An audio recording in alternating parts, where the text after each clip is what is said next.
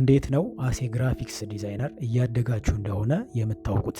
እነዚህን ሁለት ምልክቶች በራሳችሁ ላይ ካስተዋላችሁ እያደጋችሁ ነው ማለት ነው። ካላስተዋላችሁ ግን ቆማችኋል።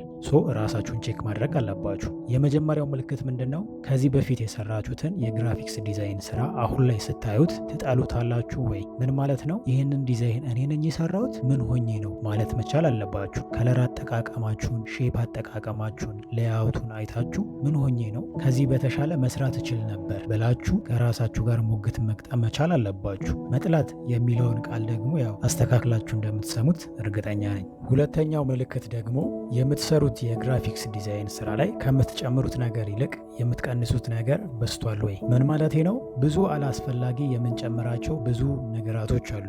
ለምሳሌ አይካኖች ሊሆኑ ይችላሉ፣ ብዙ ከለሮች ሊሆኑ ይችላሉ፣ ፎንቶች ሊሆኑ ይችላሉ፣ ሻዶ ሊሆን ይችላል። አያስፈልጉም እያልኩኝ አይደለም። ነገር ግን አላስፈላጊ የሆኑትን እነዚህን ነገራቶች መቀነስ ጀምራችኋል ወይ? እነዚህን ነገራቶች በመቀነስ ምን ላይ ማተኮር ትጀምራላችሁ ማለት ነው? ሞር ኔጌቲቭ ስፔስ ላይ፣ ሞር ሲምፕሊሲቲ ላይ፣ ሞር ሜሴጁን ቀለል ባለ መንገድ ስለ ማስተላለፍ ላይ ማተኮር ትጀምራላችሁ ማለት ነው።